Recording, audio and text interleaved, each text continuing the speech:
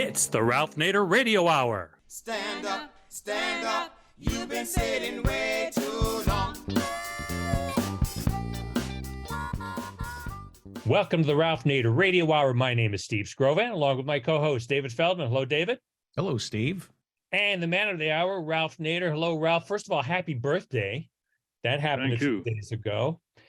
And as kind of a birthday present, you had a little dust up with Elon Musk. You called him a corporate welfare king, and he called you a liar on Twitter. Tell us about what the fallout from that has been.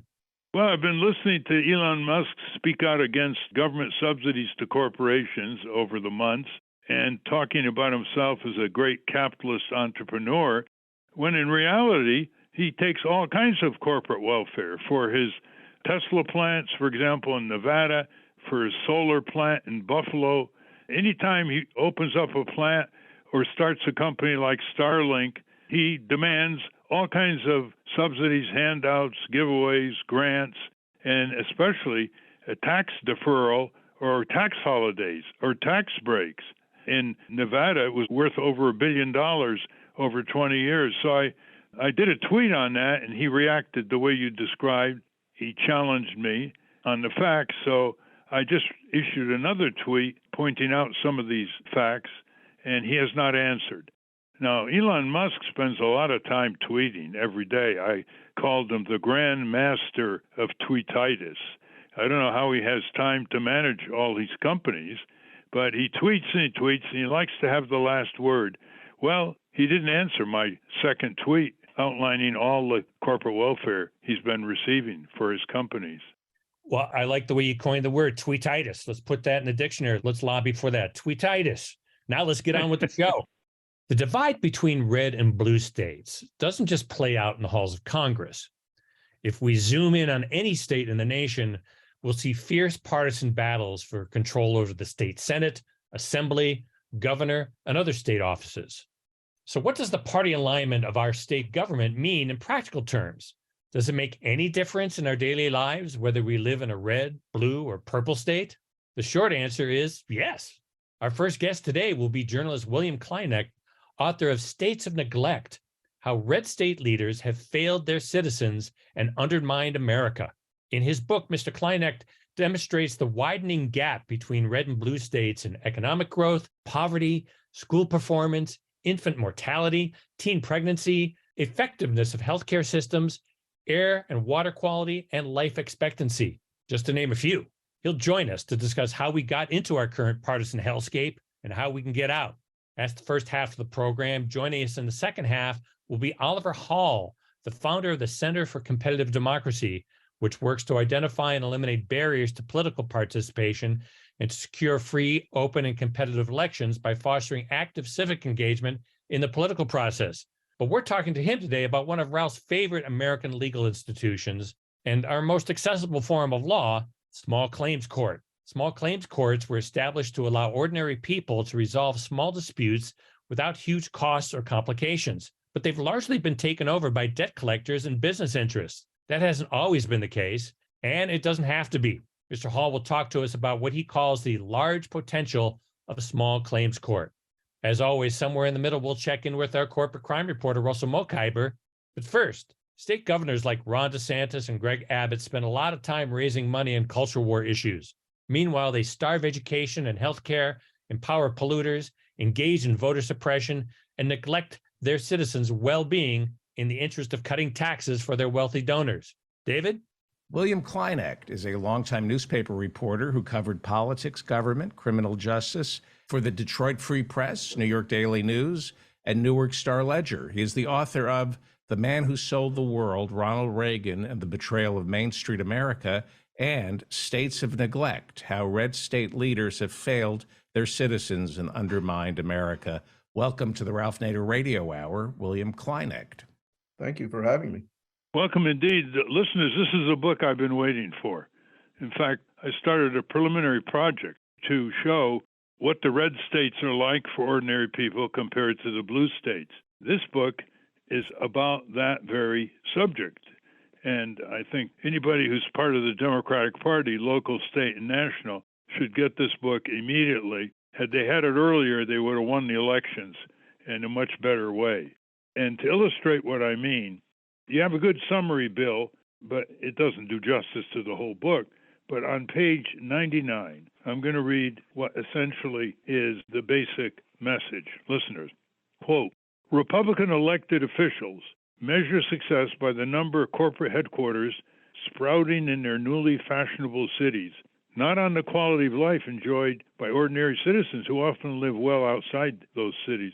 Few of the media gushing over low taxes and slim budgets in the Sun Belt ask what price is paid for that fiscal austerity and who pays it. All 5 of the states often celebrated for their growth, Texas, Florida, Arizona, North Carolina, and Georgia, rank toward the bottom in their per capita outlays for health care, education, infrastructure, job training, environmental protection, and just about any other public program that makes a difference in people's lives. They tend to have lower quality education, shoddier health care, unchecked pollution, meager unemployment benefits, low medium wages, and poorly trained workforce. None of this is of concern if you're a banking executive in Charlotte or a tech worker in Phoenix and you live in an exclusive suburb, have good health benefits from your employer, and send your children to private school. But it matters to millions of people who are poor or lower middle class, that is, a huge slice of the population. Actually, I think you're understating how bad the situation is in the so-called red states. Just to give you an example, in Florida and Georgia, they were building nuclear power plants, and they couldn't get financing from Wall Street. You know, it's a very risky thing, even though the government insures these plants.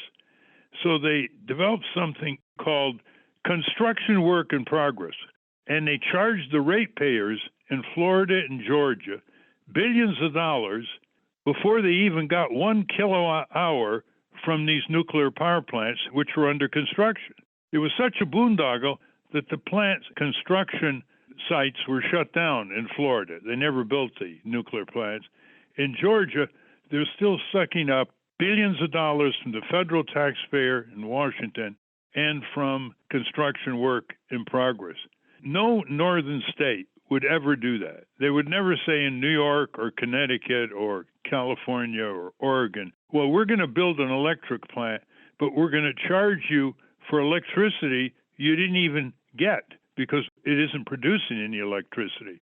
So that's just one example, in addition to far weaker consumer protection laws. Not that they're that great in the northern states, but they're really almost a nullity in the southern states. What made you write the book, Bill? I wrote the book because when national news organizations talk about the red states, the focus is always on hot button issues like abortion, immigration, election subversion, and even critical race theory. And that's by the design of the Republicans who run those states. That's what they want people to be talking about because that fires up their base. What has gotten very little attention is just how damaging Republican leadership in those states has been for a longer period of time and across a much broader range of issues. And I wanted to drill down in those issues and show just how they have failed their citizens. And as the title of the book says, how it undermines the country as a whole, because this is half of the country. That half of the states, working people are not getting the education and health care and exposure to broadband and things like that are the building blocks of successful societies. You know, you mentioned in your introduction Senator Rick Scott, the scandal-scarred businessman. He was running a hospital corporation that was defrauding its customers. It was heavily fined by the federal government. And he decided, well, I think I'll run for governor of Florida, and he gets elected. Then he says, I think I'll run for Senate, and he gets elected. But you notice that his environmental deregulation in Florida exposed the Gulf Coast to ruinous algae blooms, while Republican Rick Snyder, the governor of Michigan, architect of a 4-state takeover of Democratic-controlled cities that resulted in the Flint, Michigan water crisis, and Scott Walker, governor of Wisconsin, who crippled collective bargaining rights in Wisconsin, a state that was once a labor stronghold. When you were doing the research and you were talking to people in the South or in the red states, Did they get their back up when you told them what you were doing? You know, there's nothing more powerful than a comparison. Again, listeners, we're not talking about an ideal situation in the northern states, but quite a gap in one area after another: Medicaid, unemployment compensation, and so on. Did they get their back up at all when you told them what you were doing?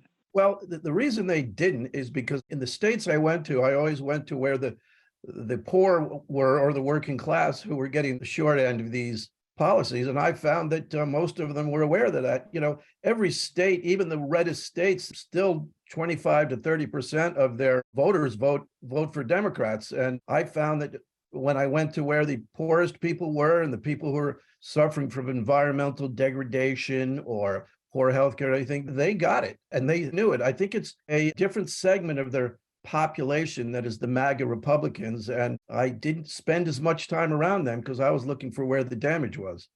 Well, you know that the overall situation is hardly ever discussed. I mean, when you hear the mass media, you hear Governor DeSantis brag about Florida, land of freedom, land of low taxes, come. And you point out that they have low taxes on corporations and rich people, but their property taxes and sales taxes, which tend to be regressive, are pretty high. But I want to emphasize again just how deep this difference is. And he quotes Gordon Lafer, a University of Oregon professor who studies labor issues. Quote, "But legislation regarding minimum wage, child labor, wage theft, tipped employees, construction wages, occupational safety, job discrimination, employee misclassification, overtime pay, unemployment insurance, budgetary retrenchment, and privatization of public services." That's his comment on what these red states are up to. But nothing's more devastating in your book than your description of West Virginia. West Virginia used to be a Democratic stronghold under John Kennedy, Lyndon Johnson. It's now a completely Republican-dominated state. And it's a very, very poor state, comes in 48th, 49th on various indices, as has been pointed out repeatedly by the blog Morgan County, USA. Tell us about American Water Company and the Elk River disaster spill and what the governor and the senator have in terms of conflicts of interest with the coal industry. Give us a panorama of West Virginia in that respect. Well, the governor is a coal baron. He has a coal company, and he engages in blatant conflicts of interest by pushing policies and legislation that reduce taxes on coal companies and reduce regulations on coal companies. And his name is Jim Justice. Jim Justice, yes. The Elk River disaster was partly the responsibility of American Water. This is a private water company that runs privatized water systems around the country, just has a terrible track record of lawsuits and unnecessary rate increases. There's a lot of communities that have actually taken back their water system. And in West Virginia, this company failed to invest in the kind of technology that would have prevented the Elk River disaster. This is one of the worst cases of contamination of a public water system. It's a water system for 300,000 people, and a company that stores chemicals that are used to clean dirt and rock from coal. West Virginia had not showed up to inspect their holding tanks for more than a decade, and a leak happened, and it went into the Kanawha River. I'm probably not pronouncing that right. And it went into the American Water intakes. Now, they could have had monitors in that river. They could have had a second intake in case there was something like that happen, but they have invested very little in the infrastructure, and they get a rate increase year after year after year. And no one knows how many people were sickened and maybe have had long-term issues because of drinking that water, because there have been studies showing that even after the state and the company warned not to drink the water, people kept on drinking because, you know, if you're poor and you live in a rural area of West Virginia, you can't go down to the convenience store to buy water. You might not even have a car. So they kept drinking it and bathing in it, and it was an atrocity. Well, you know, nothing is clearer in the difference in your book than how the southern state Republican regimes, legislative and executive, turned down available federal money to expand Medicaid beneficiaries for poor people. the government had appropriated in Washington 90% of the cost. The states had to put in 10%. And these governors said, no, we don't want anything. And they're leaving low-income people in their states without the protection of Medicaid. Can you expand on that? Yeah, this is one of the greatest acts of political spite in the history of the United States. There are 12 states that have refused to expand Medicaid under the Affordable Care Act. This would bring billions of dollars in funds to their healthcare systems, which also would have spin-off and create economic growth in other ways. And there was a national study that found between 2014 and 2018, 16,000 low-income people died because they lacked medical coverage. These are people who would not have died, the study found would not have died if they had had access to Medicaid. Now you add 6 more years since then, and the total is much higher. And we're not even talking about people who will die later because they didn't have access to preventive care now. And these are the states that are blocking it and refusing to expand are the states that need it the most. For instance, Mississippi has an infant mortality rate in 2018 of 8 deaths per 1,000 births. That exceeded Bahrain, Kuwait, Chile, Bulgaria. Its life expectancy in 2018 was the second lowest in the United States. The 15 worst were all red states, and most of those states have refused to expand. So this is just malfeasance of the highest order, and there is no rhyme or reason. It is just spite against Democrats because this is a successful, popular program. Everybody in these states wants these programs. Polls have shown that it's extremely popular where it has been expanded, and there's just no rhyme or reason for these states not to do this. Well, the red states do get a lot of publicity for suppressing the vote, especially last year, all the different ways they're obstructing the vote and not counting it accurately and making it hard to have absentee voting, and a whole variety of ways. You could write a small book just listing, summarizing them. They get through the legislature, the governor signs them, and the red states are really ahead of the northern states in gerrymandering. It goes on all over the country, but the red states have really perfected it to make sure that the black vote does not leverage state legislators into office. And they're not getting any publicity for other things they're doing. For example, you talk about Mississippi Governor Tate Reeves. That's Tatereeves. I mean, he's a real, almost beyond cruel and vicious. Describe how blatant he is, and he brags about it. Well, this is one of these states that cuts taxes over and over again. I mean, for instance, 40% of Mississippi's population is obese, and it has the second highest diabetes mortality rate and the second highest cancer rate. So to counter that problem, in 2016, Governor Phil Bryant, who was Tate Reeves' predecessor, cut the state health department budget by $40 million, and which included an $8 million reduction for the University of Mississippi Medical Center. And at the same time, they pushed through between 2012 and 2017, Phil Bryant and Tate Reeves pushed through 51 tax cuts or tax breaks that cost the state $577 million in revenue. In fiscal year 2017 alone, the cuts cost $324 million. So they're jeopardizing the lives and the well-being of their citizens to pour money into the coffers of big corporations, claiming that by doing that, they bring more companies to Mississippi. But study after study has shown that companies don't make decisions on where to base facilities on the basis of tax cuts. They look at how educated the population is, how good the infrastructure is. So this is just a giveaway to corporations, the same corporations who shower people like Tate Reeves and Phil Bryant with election donations. Well, also you point out these outside secret money lobbyists like the Koch brothers, the Dick and Betsy DeVos family, the Richard Scaife Mellon interests, and their front groups have really had great success in southern legislatures in getting bills through. I mean, it's really astounding how specific their success was. As you point out in your book, they actually, beginning in 2015, blocked the creation of public transit systems in Nashville, Little Rock, Phoenix, and more than a dozen other communities around the country. And they paid people to knock on doors and put ads on TV and defeated them. These are oil interests. They don't want public transit. I mean, it's pretty granular the way they've entered these southern states. I'll bet you some of our listeners are now saying, how do these lawmakers and governors get away with it?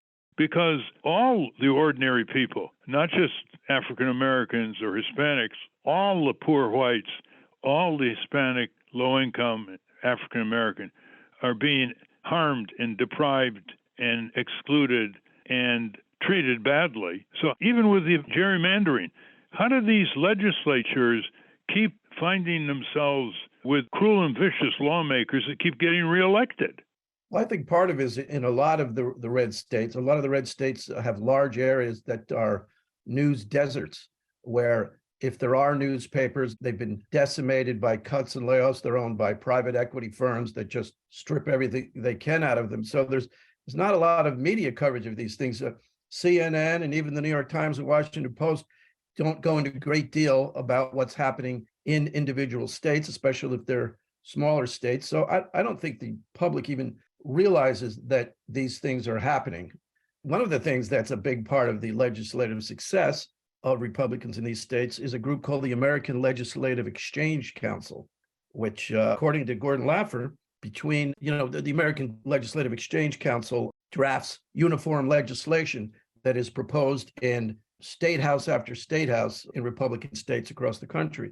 And according to Gordon Laffer, each year between 2000 and 2010, 100 ALEC bills became law, and that as of 2017, ALEC members included 2,000 state legislators, a quarter of the nation's total. And ALEC has got money from the Koch brothers, from the same dark money billionaires that you talked about, and they're just flooding money. And a lot of this money goes into advertisements, TV advertisements that distorts reality but fires up the base. And I think they're funding mass ignorance, and that's how these people are able to get away with it.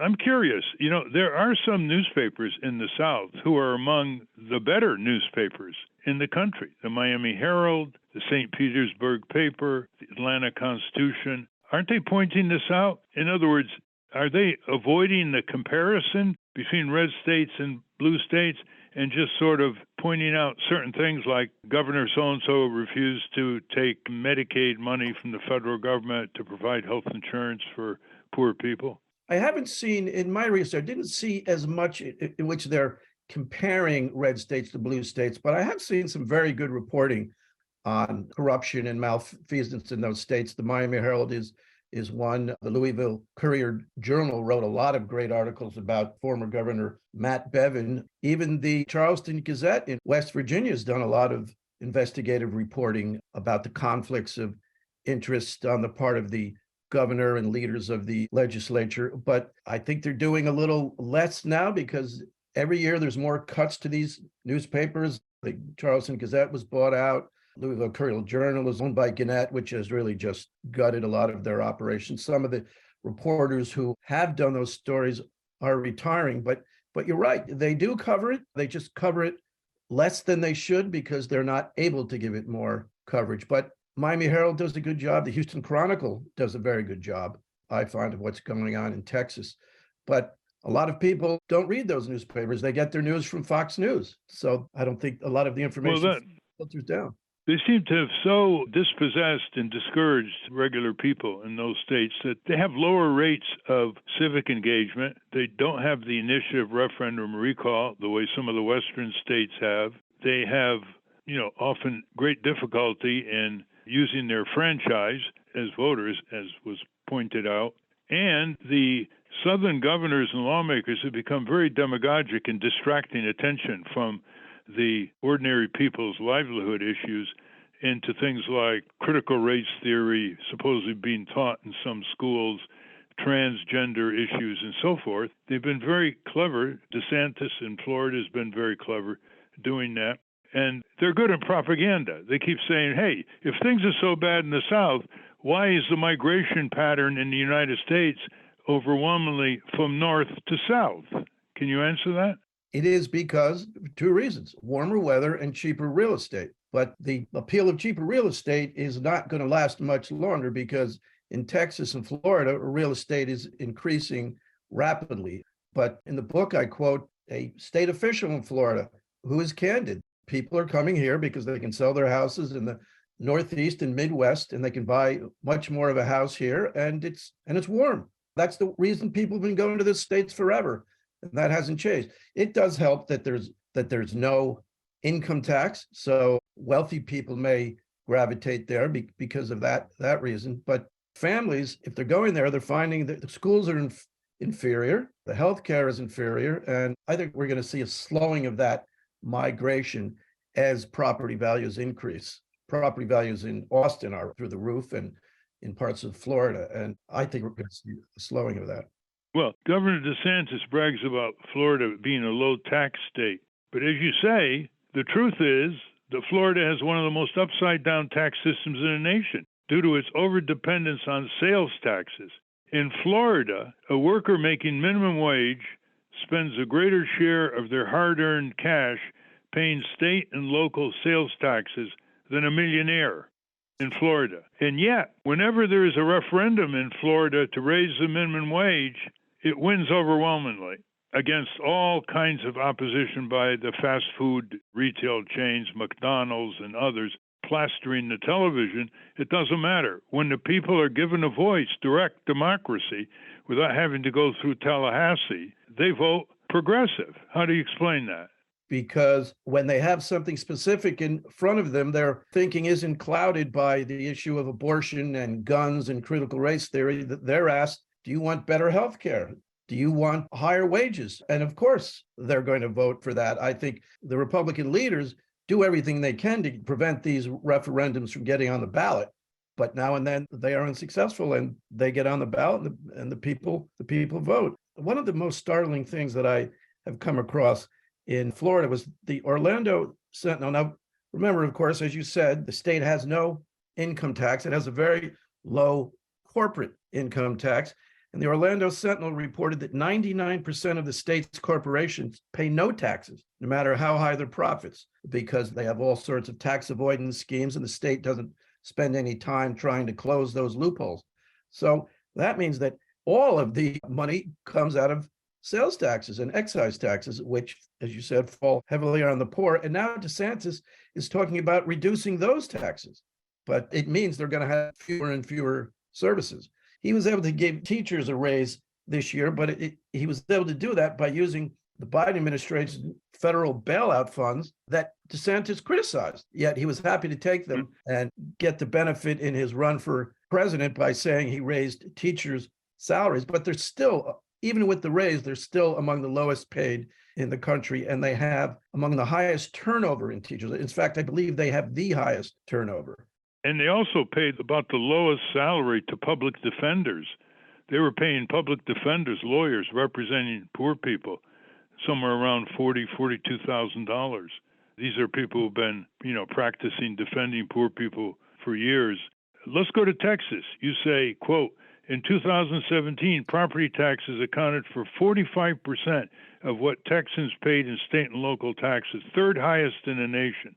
So when the governor Abbott talks about Texas not having an income tax, but the property taxes are pretty high, and that's how they get around it, in addition to spending less on public services. What's this that really was stunning here? Christopher Berry's study of 26 million properties sold between 2006 and 2016. Listen to this, listeners. Found that owners in low-income neighborhoods effectively paid property taxes double those of wealthy neighborhoods because of skewed assessments of property values. In a state like Texas, where government services are funded disproportionately through local property tax, the people of the most modest means take the biggest hit, end quote. Well, this book, States of Neglect, How Red State Leaders Have Failed Their Citizens and Undermined America, by William Kleinknecht, is a must-read, also in blue states. We shouldn't get a big ego living in blue states, but it's very important, as my sister, anthropology professor Lauren Nader, has pointed out, to do comparisons. Comparisons have a different kind of impact on people, different kind of dynamic, different kind of humility that's induced from these pompous Republican, mostly legislators and governors in the red states. I mean, they're totally shameless the way they brag about this superiority over the blue states. Is there anything else in the book that you think I should have mentioned? They claim superiority over the blue states, but across the board, if you look at red states, they have lower per capita economic growth, higher poverty, inferior school performance, higher rates of suicide, greater prevalence of diabetes, higher rates of infant mortality and teen pregnancy, less effective healthcare systems, lower healthcare spending. Across the board, they are inferior to blue states. And that's not because blue states are paragons of progress and are looking out for the working people the way they should. And in fact, places like New York and California, it's only fairly recently that, I think, prodded by the Donald Trump presidency, which moved a large of the population to the left, only now are they beginning to invest in their human capital, but they're doing it, and they're doing it across the board now. But yes, no matter how you measure it, the blue states, at least from a socioeconomic standpoint, are superior to the red states. Here's a paradox for you. Where do the biggest verdicts generally come from in wrongful injury suits? You would think they would come from the North. Wrong. They come from states like Texas, Florida, South Carolina, Georgia. You know why? Because the jurors, finally, being given a position of power, applying the facts, are basically saying they're not going to stop us from giving this wrongfully injured family an adequate award because we're the jury under the Seventh Amendment. So you do have a strong populist strain in Southern people still. And yet, what you say in your book is only possible, not just by corporate power, but it's only possible by political repression of the best instincts of these people and blocking them from reflecting these instincts, except when they're in the jury box or when they have a direct referendum. Like in Arkansas, they passed a minimum wage overwhelmingly, but Arkansas is a red state, but it was a direct democracy referendum on that subject. And we should not forget that the worker compensation laws in the southern states for worker injury are often very much lower than they are in some of the northern states. I think your book has got to be read and used, not just read. It's a tremendous body of information about what's happened to our country, what's happened to the treatment of ordinary people, what's happened to union busting, which you also talk about. A lot of the auto plants that are starting, including foreign companies, are being placed in the South because they can escape the United Auto Workers and pay non-unionized. Boeing took one of its plants from Seattle to North Carolina and used very unskilled labor, but it was cheap to build their planes, and their planes out of that factory have been having very serious quality control issues. So there are penalties and prices to pay, and you point that out in your book. And I would think that your publisher, the New Press, should send a copy to every member of Congress and to political organizations all over the country that can use this, whether they're red state or blue state. This is a long overdue book, and I want to congratulate you, William. We've been talking with William Kleinknecht, author of States of Neglect, How Red State Leaders Have Failed Their Citizens and Undermined America. This is a book that Governor DeSantis, if he runs for president, is going to trip on as he goes around the country. That is, if the Democrats have the brains and the strategic sense to buy this book in big volume and spread it all over. It could have saved the Democrats in the House of Representatives last year. Thank you very much for writing this, Bill. Well, thank you for the kind words, and thank you for having me on the podcast. You're welcome. We've been speaking with William Kleinknecht. We will link to his new book, States of Neglect, at ralphnaderradiohour.com. Up next, Oliver Hull joins us to discuss the large potential of small claims court. But first, let's take a quick break to check in with our corporate crime reporter, Russell Mokhiber. From the National Press Building in Washington, D.C., this is your Corporate Crime Reporter Morning Minute for Friday, March 3, 2023. I'm Russell Mokhiber. Popular kitchen appliances brand Kasori is recalling 2 million air fryers after receiving 205 reports of the air fryers catching fire, burning, melting, overheating, and smoking. Resulting injuries included superficial burn injuries as well as property damage. The Consumer Product Safety Commission announced the recall last week, urging consumers to immediately stop using the products, which have a wire connection that is prone to overheating, raising concerns the fryers could catch fire and burn or otherwise injure consumers. After a thorough investigation, we determined that in extremely rare circumstances, the closed-end crimp connections within the recalled air fryers can overheat, posing fire and burn hazards, Kasori said in a statement on its website. For the Corporate Crime Reporter, I'm Russell Mokhiber. Thank you, Russell. Welcome back to the Ralph Nader Radio Hour. I'm Steve Scrovan, along with David Feldman and Ralph. How can we revive our forgotten court? David? Oliver Hall is a public interest attorney in Washington, D.C. He is founder and legal counsel to the Center for Competitive Democracy, which aims to strengthen American democracy by increasing electoral competition. Welcome to the Ralph Nader Radio Hour, Oliver Hall. Thank you. Great to be here. Welcome. Well, Oliver, you're a champion of ballot access for independent and third-party candidates, but this time we're going to talk about another one of your interests, which is small claims court. And people who are ripped off, whether as tenants or indebted consumers or they buy shoddy merchandise, they think that really it's just too expensive and too dilatory a process to try to sue these companies. Well, many years ago, people had that same attitude, and they heard some good news that the reformers established small claims courts. So we're going to go step by step, listeners, to show how you can use them and how they now are being used more not by consumers but by landlords and creditors. Oliver, give the original inspiration briefly for small claims court and tell people, where are they located? Are they conveniently located? Where are they located? Sure. Small claims courts are a division of every state court's civil side. And so, yes, they are convenient. They tend to be right in the downtown courthouse of every town or municipality. They were established in the early 20th century following an article by the legal scholar Roscoe Pound, who had argued that consumers should have an easy mechanism for pursuing claims over relatively small amounts of money. And that's what small claims courts do. You can file a claim for a relatively small amount of money. They have low filing fees, very simple procedures. You don't need a lawyer. And essentially, all you need to do is fill out a statement of claim form that the court itself provides. So people are familiar with the TV show Judge Judy, or before Judge Judy, there was Judge Wapner with the People's Court.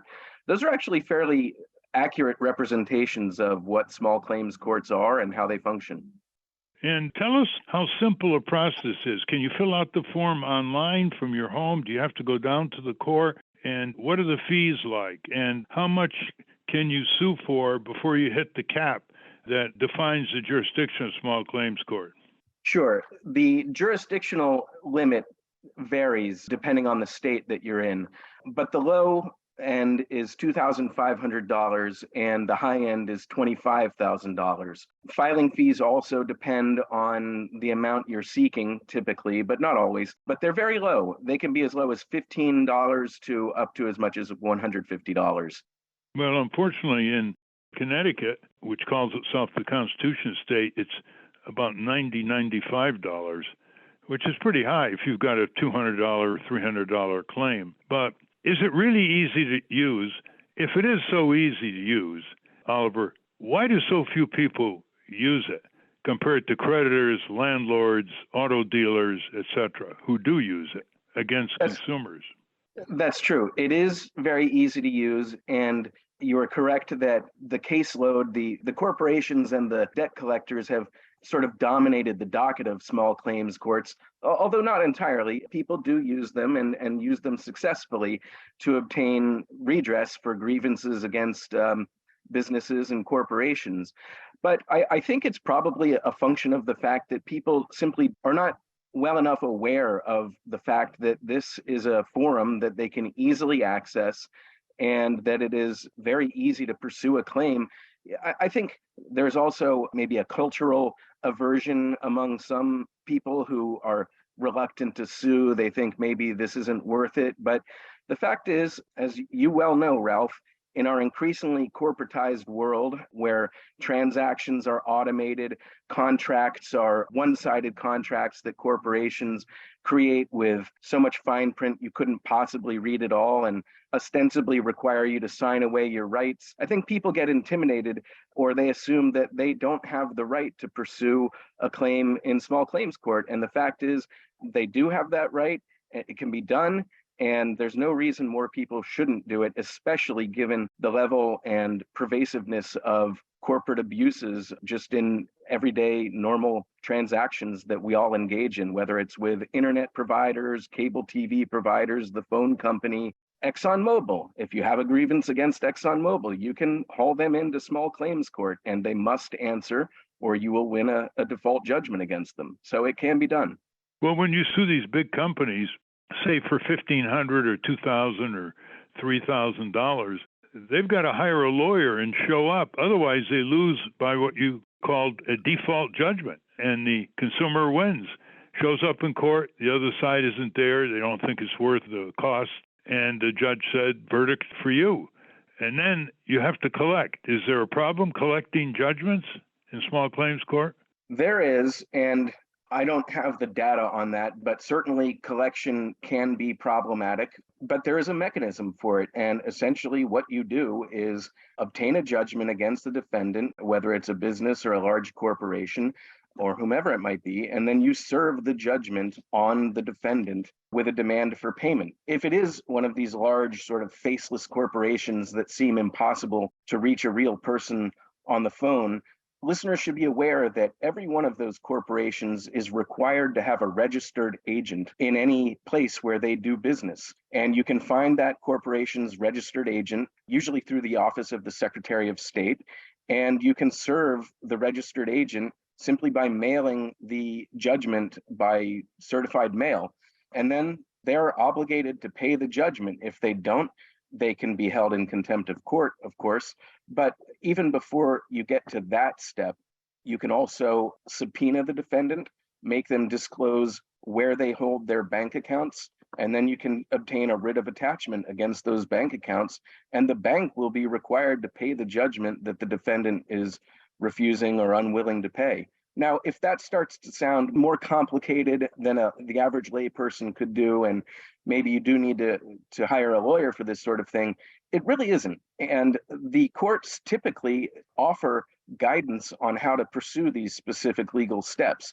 Many courts post manuals for small claims litigants on their websites, and you can simply refer to the manual, perhaps download the form for a subpoena or a writ of attachment, fill it out, and follow the instructions for getting it served on the defendant. So it is possible for any layperson to do this, no matter who the defendant is. But short of that, even if a person doesn't want to use a small claims court, if the person knows about how to use a small claims court, is on the phone with a company that's hassling them, that's harassing them, that's overcharging them, I've found where people would say, listen, this has gone far enough. I think I'm going to take you to small claims court. And then you get a pause, they put you on hold, they talk with their superior, they come back and say, well, we can get an accommodation for you on this. So just the challenge of taking them to small claims court will get the attention of these press 1, press 2, press 3 automatons that are now controlling you with algorithms. Now, Oliver, you won a small claims court case. Why don't you tell us about that? Sure. It was when I was in law school in Boston, and I had purchased a laptop computer. It was a Toshiba, a very reputable brand, and I bought it at one of the local computer, mega stores. And it wasn't cheap. It was $1,500. And I used it for a while, and the fan started whirring, and pretty soon, the thing was overheating and just started crashing. And eventually the computer just totally crashed. A major system error was the message on the screen. And I called the store where I bought it, and they said they wouldn't even take a look at it unless I paid them $95 to do what they call a diagnostic test. And I'm thinking to myself, I know the computer has had major system failure. I don't need to pay this store another $100 to tell me that. And they just wouldn't budge. And they told me to go to the manufacturer. I contacted Toshiba, and was very illuminating because Toshiba revealed to me that the computer had been purchased 2 months before I bought it and was registered in the name of another customer who had then returned it. And the store sold the computer to me as new. And so at that point, I sued them in small claims court.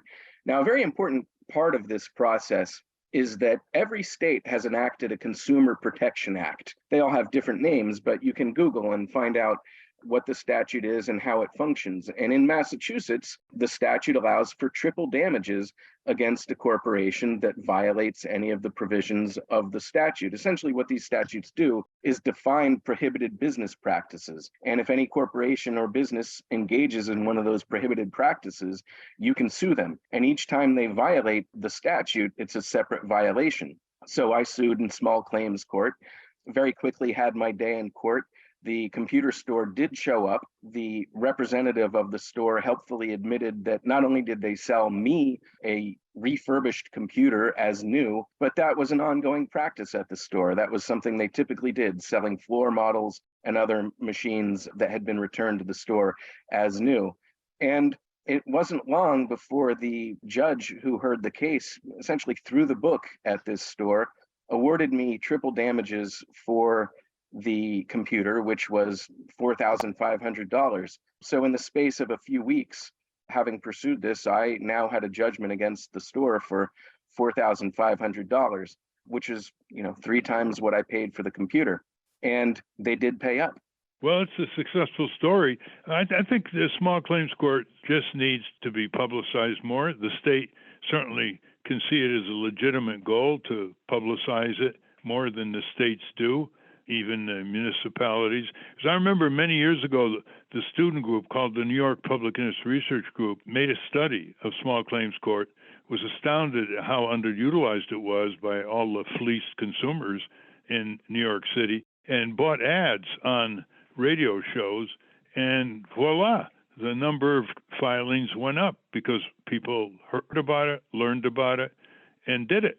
So is there any clearinghouse or anything, Oliver, that people can go to, or is it just simple enough to go to the website for the small claims court in their area and look at the instructions, which are pretty clear and pretty simple? That's right. I'm not aware of any national organization that provides data or guidance on how to use small claims courts, but I think that's largely because of what you said. They are very simple to use, and the whole purpose is that you don't need guidance, you don't need a lawyer, you just tell the court what happened in a very simple statement and assert that you have a legal right to a remedy. And then the court can figure it out. And like I said, you have your day in court. But even though there is no national organization that I'm aware of that's working on this, there do tend to be organizations in each state that provide guidance for people who might pursue a claim in small claims court. So for example, here in the District of Columbia, where I live, there's a website called lawhelp.org, and they have a full section of their website that's dedicated just to small claims court. And they also have a clinic where people can walk in and get free guidance once a week on any of the claims they might want to pursue. So there are resources like that in other states. And Maryland, for example, there's a website called peoples-law.org, and they also have a section of their website dedicated to small claims courts. Again, the courts themselves can be very helpful too. They publish their own materials telling you how to pursue the small claims process, and then the clerk's office can provide further guidance. There are 2 hurdles we should mention, of course. One is the arbitration clause that's in a lot of agreements with consumers, and the other is that the defendant company, if it loses, it can appeal to the Superior Court, which is more complex. Isn't that true? That is true. They can appeal to the Superior Court, but again, this is a claim that arises out of small claims court. And it's understood that most litigants, if not almost all, do not have representation as attorneys. And so the arguments over these kind of relatively minor civil disputes shouldn't require a lawyer even at that level. But it is true that corporations can do that. In my experience, and the one case I told you about is not the only one I've pursued, there has been no appeal. The corporation realizes, look, we did something wrong here. We've got a judgment against us, and we should make this thing go away. And that's what they do. Are there any companies you can't sue in small claims court because the federal government has preempted such suits, like in aviation against airline companies? Not to my knowledge. The airline industry, the various airlines, I believe, are not subject to lawsuits in state courts. That all has to be done at the federal court level. However, small claims is an exception. So people can and do sue the airlines in small claims courts for lost baggage, damaged goods, flights being canceled, that sort of thing. Now, one important thing to remember is small claims courts can only award money judgments. They cannot require the airline to buy you a new suitcase or provide any other kind of action, which is what we call injunctive relief. But they can award money damages against airlines, and they do so. In my own experience, I had a colleague who was trying to fly back here to Washington, D.C., and American Airlines simply canceled her flight without notice and without providing any kind of remedy to all of the stranded passengers. And we sent a demand letter to American Airlines, and they at first were not willing to do anything more than I think they were offering a $100 voucher. But then we sent a demand letter, and as you noted, suddenly their ears perked up and they offered a $500 voucher, which is getting closer toward a full remedy for the harm they caused. And so my colleague accepted that as a settlement and moved on. Well, we're interested, listeners, in people who you may know who want to participate in a project to publicize small claims court. So let's hear from you. And the more publicity, the more people will use it, and it won't be twisted into just being used by creditors, landlords, auto dealers, and other vendors. They have a right to use it, of course, but the original design was to reduce the complexity and barriers to using the courts by creating a small claims court for consumer use. If we have time, I would like to provide one more example that might pique listeners' interest about really the great potential that small claims courts have to hold corporations accountable and change corporate behavior. Yes, go ahead. Okay. So in the 1980s, the San Francisco airport was apparently rerouting its traffic over a residential community and causing tremendous amount of noise pollution. And the residents of that community essentially felt they had no redress until clearly they all got together in a kind of a coordinated campaign and began filing lawsuits against the San Francisco airport in small claims courts, bringing claims for nuisance. And there were over 100 of these lawsuits. Every one of the plaintiffs won their lawsuit, and they won the jurisdictional limit. I'm not sure what that was at the time, but they won the most amount of money they could win in small claims court. And the airport then argued and did take this case on appeal and argued, look, these claims are too complex for small claims courts. They never should have been brought there in the first place. But the case was upheld. Each of the judgments were upheld, and the plaintiffs were able to collect their judgments. So you begin to see that kind of action and how it could spur a powerful business interest or a corporation to change its conduct going forward. I think of it as kind of a disaggregated class action lawsuit. A class action lawsuit is one where a large group of plaintiffs all suffer the same kind of injury arising out of the same incident, and they all litigate a case with a named plaintiff as their lead plaintiff, and then they all win the same remedy that the lead plaintiff wins. Well, this is somewhat the inverse of that, where you can bring a large number of people can bring their claims in small claims court. And, if you file enough of those and the judgments are successful, that can have a real impact on the corporate behavior going forward. Well, another way to really publicize small claims courts is to have small claims court clinics at our 210 law schools all over the country so that the law students can stimulate use of small claims court and educate the public. That would be another great diffusion of the small claims court availability. So listeners, if you know any law schools who you think should do that, let us know. Well, we're out of time. Thank you very much, Oliver.